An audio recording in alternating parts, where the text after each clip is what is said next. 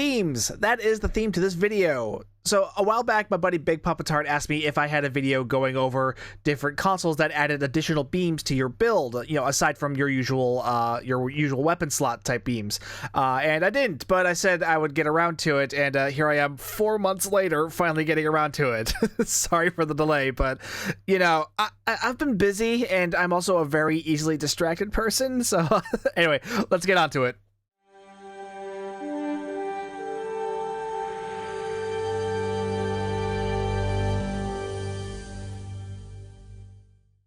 Now, if we're talking about beams, obviously we're going to want to talk about experimental power redirection. This is the console off of the Excelsior 2 Intel Cruiser, or Intel Heavy Cruiser, I think. But yeah, this is a very powerful console for energy weapon builds, especially phaser damage builds, because it deals phaser damage. And what it does is, well, here, I'll just show you by clicking on it. It fires off of these auxiliary phaser beams around them that deal what they call overload at will 3. So they are effectively firing off beam fire at will and beam overload at the same time with these auxiliary beams. Additionally, they will also activate the firing modes on your actual beam weapons. So your actual beam weapons on your actual build will be transitioning between fire at will and beam overload while that console is active. You also see there was a third beam in there, and I wasn't actually expecting this to do this, but apparently this trait is also triggering the Starship trait off of the Corolla broadside beam support, which makes sense because, like I said, this is activating fire at will for your beam weapons, so it is triggering off of the fire at will and beam overload that is being triggered by that console. So you're actually getting another beam if you have broadside beam support off of the Corolla. Though I should probably note, the console off the Corolla, that is broadside combat module, this thing right here, also a really great console for energy weapon builds, but this thing, when it originally came out, it also had the old pulse phaser style beam animation, but that was later changed, so now it looks more like this, something more in line with what the pulse phasers now currently look like, which are meant to be more screen accurate to the Wrath of Khan style phasers, which is what the pulse phasers were originally meant to be. So the fact that they changed the console animation means that it's possible that they could end up doing the same thing to the Corolla's Starship trait as well. But yeah, just be mindful of that, because right now it does look like an extra beam when that Starship trait is activated, but it might not in the future. Next is Fusion Cutting Beam, which comes off of the Chekhov Intel Science Spearhead. What this does is it fires a big honking beam at your enemies. The beam will actually deal fire damage, and it's meant to sort of chase your enemy around. But here, we'll just show this off. As you can see, it doesn't directly lock onto your target right away. It kind of fires off into the distance and then goes after your target. And even then, it still moves kind of slow. I'm using stationary targets right now, so you can't really see, but it'll take a while. You really need to hold a target in place in order for this to really be any sort of effective. Additionally, one addition to this that does make this kind of useful, though, is that it can hit multiple targets that are caught within the beam, so you kind of want to get everything clustered together. Still not really powerful console. Like you probably saw there, the damage ticks right there weren't very powerful, but this isn't an EBG build, and it's important to remember that this thing does deal fire damage, not a normal energy weapon type. But even on like a lot of EPG builds, this thing still isn't that great. So, but you know, it does fire off a big cool looking beam, so that does fit the theme for this video, and that's what we're going for here.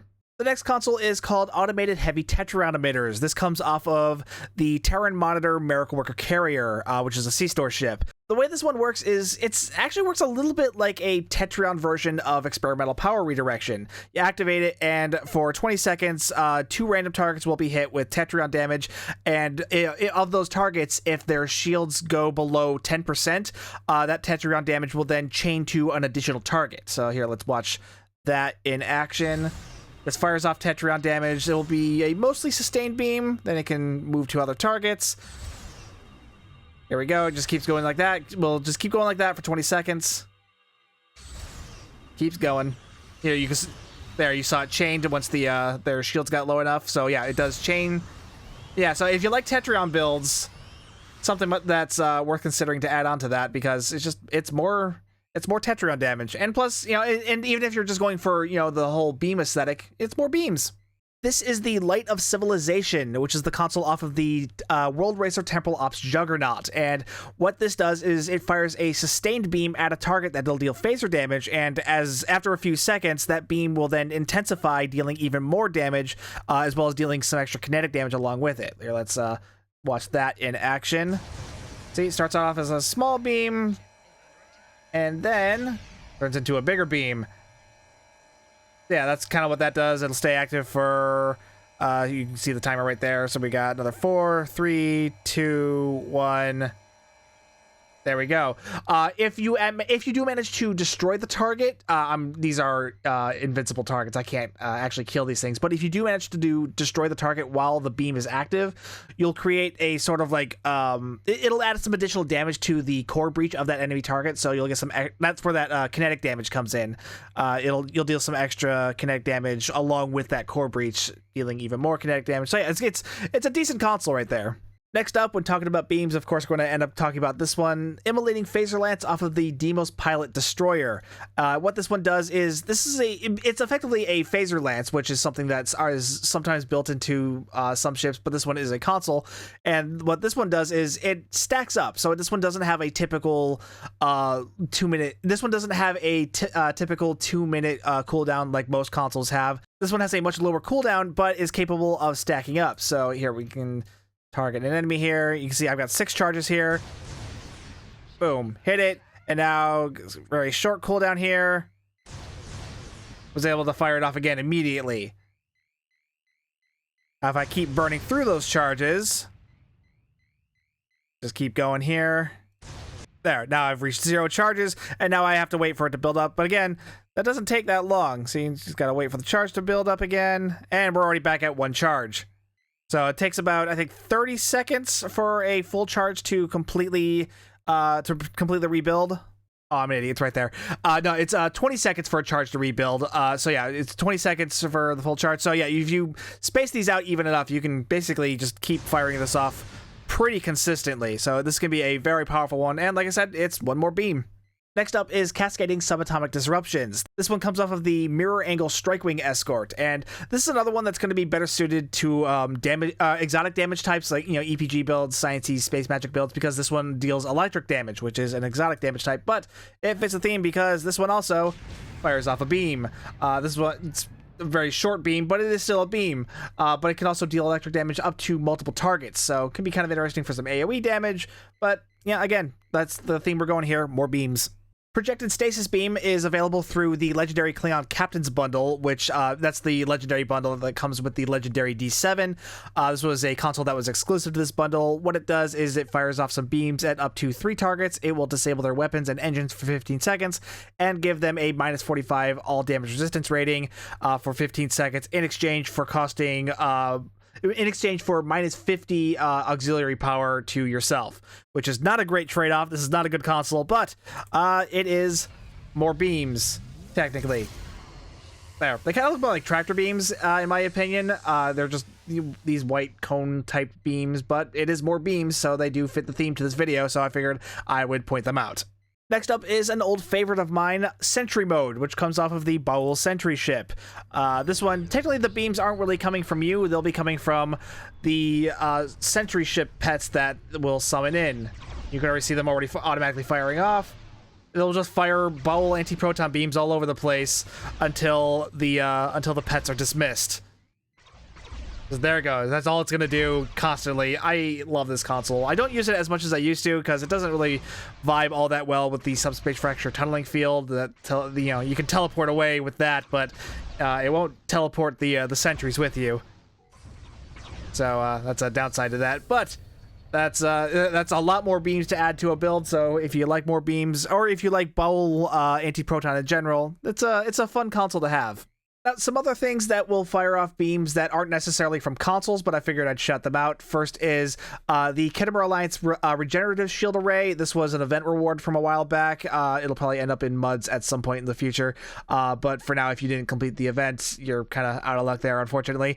But what this does is when your shield facing is depleted, it will fire off a beam that will an anti-proton damage beam at an enemy target. So and it'll literally fire as a beam from your shield facing. I can't really show that off here in this demonstration because obviously I would need to be in combat, and these things, they're not shooting back because they're that's just how this episode works. But yeah, this will technically apply an additional beam to you while in combat. We've also got two other beams from various set bonuses. The first off is from the quantum, what was this one called?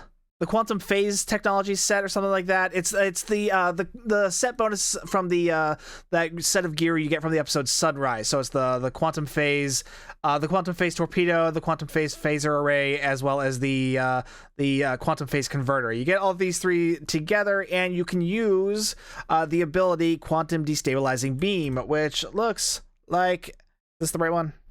Nope, that's the right one. There we go. It's a big blue beam. It fires off sustained damage right there. Again, not a very powerful set, but it's one more beam. And there you go. And another one from another set. This one comes from the Pavo set. That was, again, another recent event reward, which will probably end up in MUDs sometime in the future. But if you have the two-piece from this set bonus, so right now I'm using the Omni Beam and the console, you will also be able to fire off a different beam. This one actually doesn't fire off from the ship itself. This one actually is meant to fire off from the planet Pavo itself, so it's going to fire off way from the distance. Boom. One more beam. A couple more I almost forgot about. First is the Aligned Anti-Proton Shielding. This is the console that comes off of the Khitomer Alliance Battlecruiser, which is an old event ship, which is currently available in a MUDs Market ship bundle, which was a really stupid way to release a bunch of old event ships, but nothing I can really do about that, because I am just a guy with a YouTube channel. But what this console does is, first, it will basically it has two effects. The first one is it will buff your anti-proton damage, as well as give you some extra shielding, as well as that. But once that effect is activated, you gain access to a second ability called Alliance Lance, which is, well, it's a lance weapon, and it deals anti-proton damage because Alliance stuff. But yeah, that's more beams to add to a build if you have that console. And next is the hyper-focusing trinary arrays off of the Recon Destroyer. So that's like the New Orleans as well as their Klingon, Romulan, and Jem'Hadar counterparts. This is another one. This one deals radiation damage, so it would probably be good for an EPG build, but it could also be good for a support build because it also gives a decent debuff to all damage resistance to anything caught within its effect. So what this thing does is it fires 3 big honking beams, and for some reason I can't activate this while I have a target selected. I can only activate this while I'm in combat already, so there we go. And here it goes. It's building up. There it goes. Fires off a beam. Normally on bigger targets, it would it's supposed to fire off as like 3 big beams and then narrow in on a single target. I don't know why it fired off as like 1 big beam there. That's a little weird. But again, that's 1 more beam console if you so wish. It might be, it probably didn't show off the correct effect because the target is so small. There we go. That's what it's supposed to look like. Big beams coming in from every direction, or from multiple directions. Just needed a bigger target. That's what it's supposed to look like. This one I had to switch to another character because I don't have this console on my main tune, but this is the mining drill laser emitter off of the Talaru Intel Warbird carrier. I think that's what its full name is. But basically, you know, if you want a big honking crazy looking beam on your build, this is the one you want, because it doesn't really get as big or as crazy looking in terms of a beam than this thing. It's just one big long sustained beam. Sadly though, the amount of damage this thing does is honestly quite pathetic. I think part of the reason that for that is because it deals kinetic damage instead of an actual energy weapon type, so it doesn't mesh that well with actual energy weapon builds. Yeah, I really wish this thing did more damage because it looks so freaking cool. It's just this big, long, sustained beam that lasts, I think it's like up to a minute. So, like, I think that's also part of the reason why this is meant to be why it doesn't do that much damage. It's meant to be a very long, sustained beam, which is kind of why it doesn't do that well. So, combat these days with with how power creep has been, stuff dies way quicker than a minute. So this doesn't end up being a great console, but it is cool looking. I'll give it that. Now, all the consoles I have shown you thus far have been unrestricted, meaning you can use them on any type of starship, no matter which one it is. But there are a number of consoles that will fire off additional beams that are restricted to certain ships. The first of which is this one, the Enhanced Dynamic Tactical System off of the Veteran Destroyers. So that's the Chimera, and I forget the names of the Klingon Romulan and the Jem'Hadar ones. But it's those heavy destroyers that come with the Veteran system or the lifetime subscription, which however you manage to get those. Yeah, what this does, it will fire beams, depending on which mode it's in. If it's in standard mode, you can fire off the tachyon beams, which will siphon off enemy shield strength and add it to your own. Or if you're in tactical mode, with the transformation, it will fire off the phaser lotus. There it goes. I said phaser lotus there. It'll actually, the damage type will be different depending on which version of the ship you're on. So if you're on the Klingon version, it'll do disruptor. If you're on the Romulan version, it'll do plasma. And if you're on the Jem'Hadar version, it will do polaron. But yeah, the dynamic tactical system, that is restricted to these veteran destroyers. You're not going to be able to use that on any other type of ship.